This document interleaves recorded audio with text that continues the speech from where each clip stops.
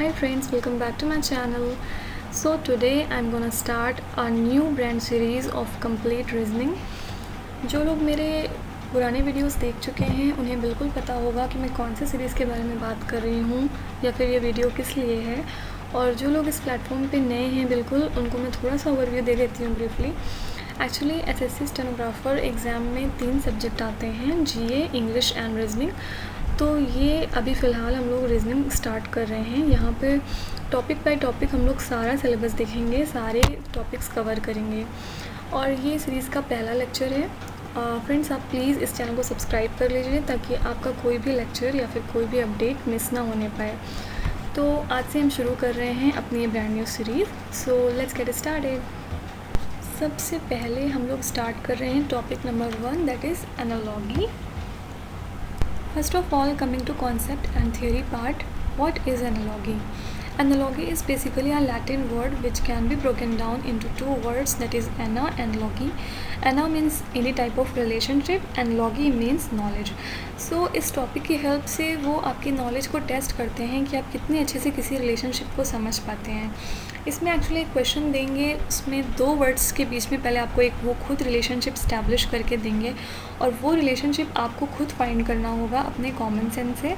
उसके बाद क्वेश्चन में जो वर्ड होगा उसका आंसर आपको उसी सेम रिलेशनशिप के थ्रू फाइंड आउट करना होगा ऑप्शंस में से। ऑलराइट, तो एक्चुअली ये काफ़ी सारे टाइप्स के होते हैं, बहुत सारे टाइप के रिलेशनशिप होते हैं। For example movement, rotation, pattern, orientation, shape, size. इसके अलावा भी होते हैं, फॉर एग्जांपल अल्फ़ाबेटिक हो गया, फिर न्यूमेरिकल हो गया, तो कभी कभी अल्फ़ा न्यूमेरिक दोनों ही हो जाता है। तो ये कैसे होते हैं ये हम आगे स्लाइड्स में देखेंगे और ये बहुत ज़्यादा बेसिक होते हैं, बहुत ही ज़्यादा बेसिक होते हैं। ट्रस्ट मी गाइस, आप थोड़ा सा इसमें दिमाग लगाएंगे तो ये आराम से ही क्वेश्चंस आप कर सकते हैं। और एनालॉजी के क्वेश्चन बहुत ज़्यादा आते हैं, स्पेशली स्टेनोग्राफर के एग्ज़ाम में बहुत ही ज़्यादा आते हैं। ओके, तो यहाँ पे थोड़े से टाइप्स मैंने दे दिए हैं एनालॉजी के, जो मैंने प्रीवियस ईयर पैटर्न से एनालाइज़ किया है कि सबसे ज़्यादा इन्हीं रिलेशनशिप से क्वेश्चन पूछे जाते हैं। तो आप एक बार ये लिस्ट पूरी ज़रूर देख लीजिएगा। नंबर 1 है जैसे यहाँ पे स्टेट एंड कैपिटल की रिलेशनशिप। जैसे आपको दे दिए, मान लीजिए केरला, तिरुवनंतपुरम और फिर मिज़ोरम की पूछ रहे हैं, तो आप समझ जाएंगे कि केरला की कैपिटल ही होती है तिरुवनंतपुरम, इसलिए हमें मिज़ोरम की कैपिटल बतानी है एज़ॉल, जो कि हो जाएगी। आपको ऑप्शन में ज़रूर दिया होगा एज़ॉल, आपको उसको टिक करना है। इसी तरह सेकंड है country and currency relationship. For example India रूपी, अमेरिका का पूछ रहा है, तो आप समझ जाएंगे कि इंडिया की करेंसी रूपी होती है, तो हमें अमेरिका की करेंसी बतानी है, यानी कि डॉलर। इसी तरह एनिमल एंड इट्स हैबिटेट का रिलेशन। जैसे आपको पता है कि हॉर्स जो होता है वो स्टेबल में होता है, तो अब डॉग का पूछ लिया या किसी का भी पूछ लिया तो डॉग का जैसे कैनल हो जाएगा। फिर है इंस्ट्रूमेंट एंड मेज़रमेंट रिलेशनशिप। जैसे थर्मामीटर जो होता है वो टेम्परेचर मेज़र करता है, तो यहाँ पे कुछ भी पूछ सकते हैं कि वोल्टमीटर क्या मेज़र करता है, एम्पियर क्या मेज़र करता है, लैक्टोमीटर क्या मेज़र करता है। तो ये थोड़ी सी ल्यूसेंट में एक लिस्ट दी होती है, आप चाहें तो आप उसको एक बार देख सकते हैं। फिर है quantity and unit relationship. For example आपको बता दिए कि इलेक्ट्रिसिटी की यूनिट ये होती है, तो आपको वर्क की यूनिट बता दीजिए, एनर्जी की यूनिट बता दीजिए, किसी की भी यूनिट पूछ लेंगे। फिर है word and it's synonym relationship. तो देखिए, अगर आप इंग्लिश प्रिपेयर कर रहे हैं तो फिर आपको ये बिल्कुल पढ़ने की ज़रूरत नहीं है, ये आप बहुत आसानी से कर लेंगे क्योंकि आप इंग्लिश पढ़ ही रहे हैं। फिर है डेफिशिएंसी एंड डिजीज़ रिलेशनशिप। तो इसमें जैसे विटामिन ए की कमी से आपको नाइट ब्लाइंडनेस होता है, विटामिन बी से बेरी होता है, सी से स्कर्वी होता है। इसी तरह अगर आपके बॉडी में आयरन की कमी है तो अनीमिया हो जाएगा। तो ये भी छोटी सी लिस्ट होती है, ये भी एक बार थोड़ा सा देख लीजिएगा। फिर है अल्फ़ाबेट एंड न्यूमेरिकल एनालॉजी। ये बहुत ही ज़्यादा इंपॉर्टेंट है, इससे बहुत ज़्यादा क्वेश्चंस आते हैं एनालॉजी में, हर साल आते हैं इसमें, क्योंकि काफ़ी ज़्यादा पैटर्न बनते हैं। तो आप थोड़ी सी प्रैक्टिस करिए, थोड़े पैटर्न देखिए, तभी आपका माइंड शार्प होगा। फिर जब आप मॉक टेस्ट में धीरे धीरे अटैम्प्ट करेंगे तो आपको एक अंडरस्टैंडिंग बन जाएगी कि कैसे क्वेश्चन आ रहे हैं, कब कैसे अटैम्प्ट करना है। तो ये सिर्फ प्रैक्टिस से ही हो पाएगा, बाकी टाइप्स हम इसके आगे के स्लाइड में देखेंगे। तो यहाँ पे हमारा ख़त्म होता है कॉन्सेप्ट एंड थ्योरी पार्ट। अब हम एग्जांपल्स देखेंगे इसके थोड़े। Moving on to our first example, house rent then capital question mark. मतलब अगर आप हाउस में रह रहे हैं तो आपको रेंट पे करना पड़ेगा उसके लिए, तो उसी तरह से अगर आप कैपिटल लिए हुए हैं तो आपको उसके लिए क्या देना पड़ेगा। देखिए कैपिटल मीन्स होता है एक तरह का लोन, जो आपके ऊपर लायबिलिटी होती है, आप बैंक से लें या किसी पर्सन से लें, वो एक तरह का लायबिलिटी होता है आपके ऊपर।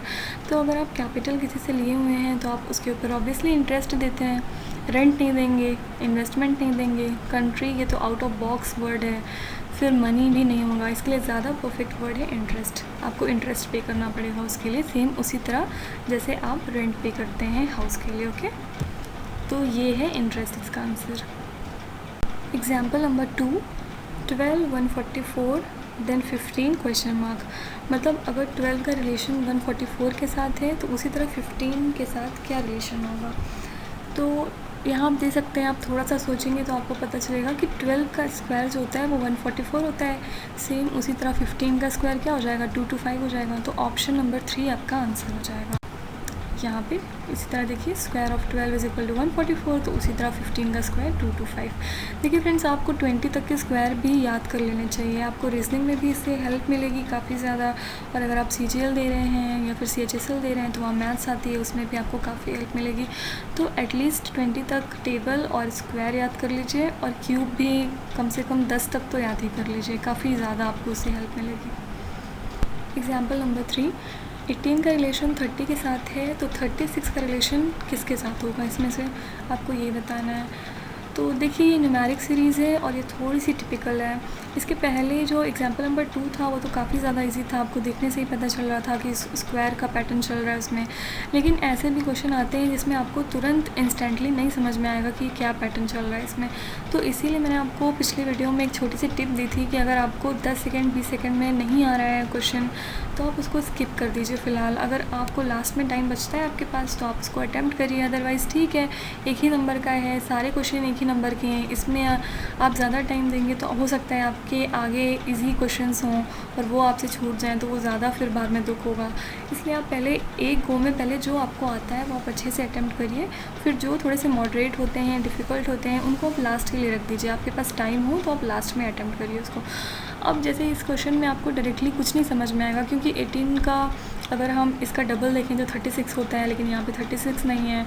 फिर अगर हम कुछ और ऐड करें, 1 + 8 करें तो यहाँ 9 होगा। तो अभी कुछ भी नहीं समझ में आ रहा है कि इसमें क्या हो सकता है।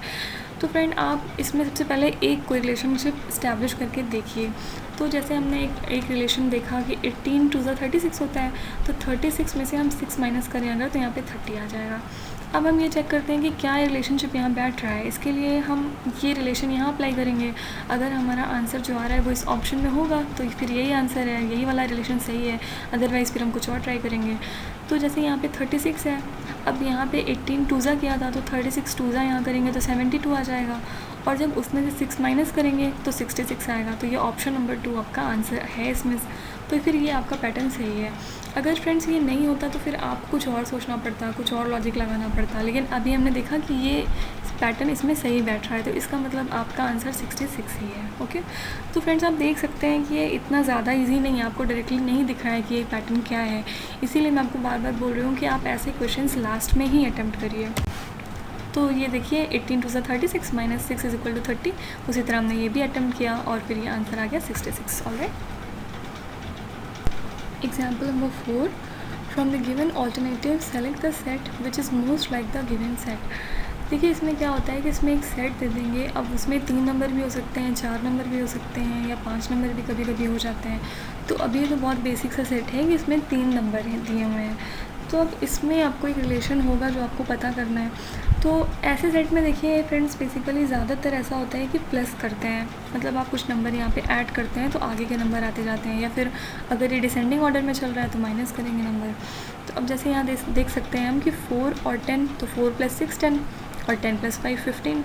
तो इसका मतलब ये कि यहाँ पे +6 ऐड हो रहा है और यहाँ पे +5 ऐड हो रहा है। तो अब हमें ऐसी सीरीज़ पता करनी है जिसमें +6 और +5 हो रहा हो। ओके, तो अब यहाँ पे देखेंगे तो यहाँ +3 है, एलिमिनेट हो गया। यहाँ पे देखेंगे तो +6 हो रहा है, ठीक है, लेकिन यहाँ पे +2 हो रहा है, और यहाँ पे हमको चाहिए था +5, तो ये भी एलिमिनेट हो गया। फिर अब थर्ड ऑप्शन देखेंगे तो 5 + 6 11, 11 + 5 16। तो ये यहाँ पे +6 भी हो रहा है, +5 भी हो रहा है, तो ये हमारा आंसर हो जाएगा। तो ये देखिए यहाँ पे +6 और +5 हो रहा है दोनों ही सेट में।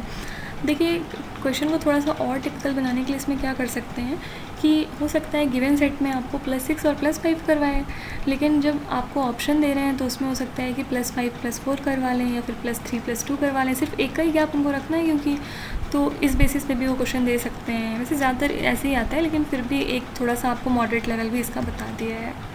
नाउ आज का लास्ट एग्जाम्पल। अब ये भी एक सेट दे रखा है 6, 36 and 63।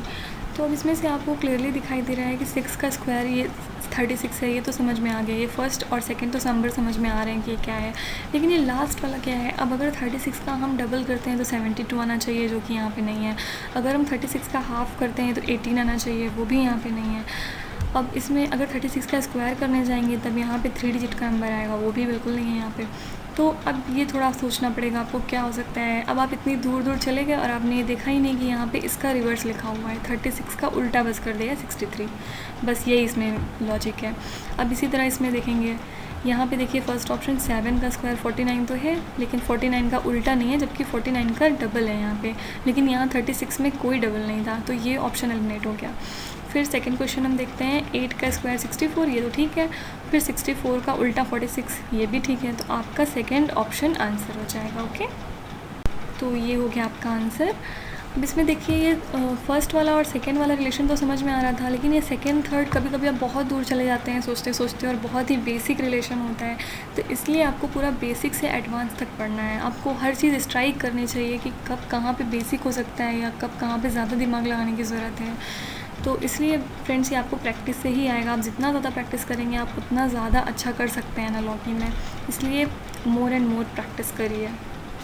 So that's all for this video friends. इस वीडियो में हमने कॉन्सेप्ट देखा एनालॉजी का, इसकी थियरी देख ली है, इसके एग्जांपल्स भी थोड़े से देख लिए हैं। अब आगे आने वाली वीडियो में हम इसके एटलीस्ट 50 क्वेश्चंस करेंगे। ओके, तो stay tuned for the next video.